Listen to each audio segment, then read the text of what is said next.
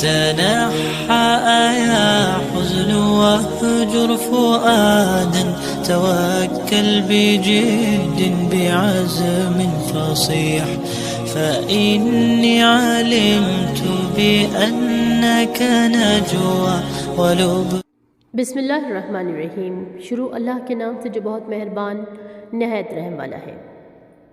ناظرین کرام، آج کی ہماری ویڈیو کا ٹاپک ہے رازق کون، اور اس ویڈیو میں ہم آپ کو بتائیں گے ایک واقعہ حضرت سلیمان علیہ السلام کا۔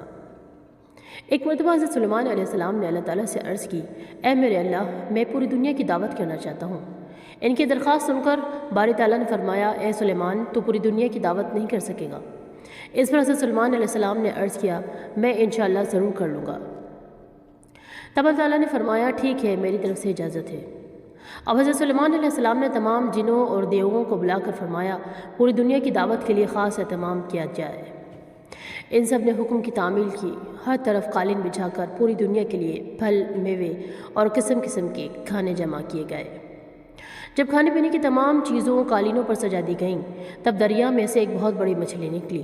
اس نے سلیمان علیہ السلام سے کہا کہ اے سلیمان، مجھے بھوک لگی ہے، کھانا کھلا دو۔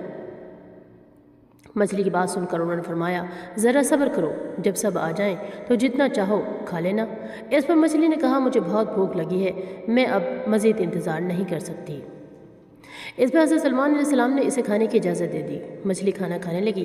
دیکھتے ہی دیکھتے مچھلی نے وہ ساری خوراک ایک ہی لقمے میں کھا لی جو تمام مخلوقات کے لیے پکائی گئی تھی۔ یہ دیکھ کر حضرت سلیمان علیہ السلام نے کہا کہ یہ ساری خوراک تو میں نے پوری مخلوق کے لیے تیار کروائی تھی اور تم نے اکیلے ہی کھا لی۔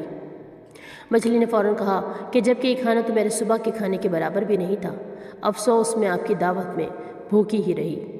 یہ سن کر حضرت سلیمان علیہ السلام سجدے میں گر پڑے اور عرض کی، اے باری تعالیٰ، تو ہی ہر کسی کو رزق دینے والا ہے، بے شک تو ہی رازق ہے، تیری ساری مخلوق کی دعوت کرنا میرے بس کی بات نہیں، اور میں تیرے حضور توبہ کرتا ہوں، میری توبہ کو قبول فرما۔ ناظرین کرام، اللہ تعالیٰ سے دعا ہے کہ اللہ پاک ہم سب کو اللہ تعالیٰ کا سچا خالق اور رازق ماننے کی توفیق عطا فرمائے۔ وہی ہے جس کے ہاتھ میں زندگی اور موت ہے، وہی ہے جو ہم سب کو رزق دیتا ہے، وہی ہے جو ہم سب کو مرنے کے بعد دوبارہ زندگی دے گا، اور وہی ہے جنت اور دوزخ کا مالک۔ ناظرین اکرام، اس ویڈیو میں آپ نے کیا سنا، کیا سیکھا اور کیا سمجھا، ہمیں کمنٹ سیکشن میں ضرور بتائیے گا۔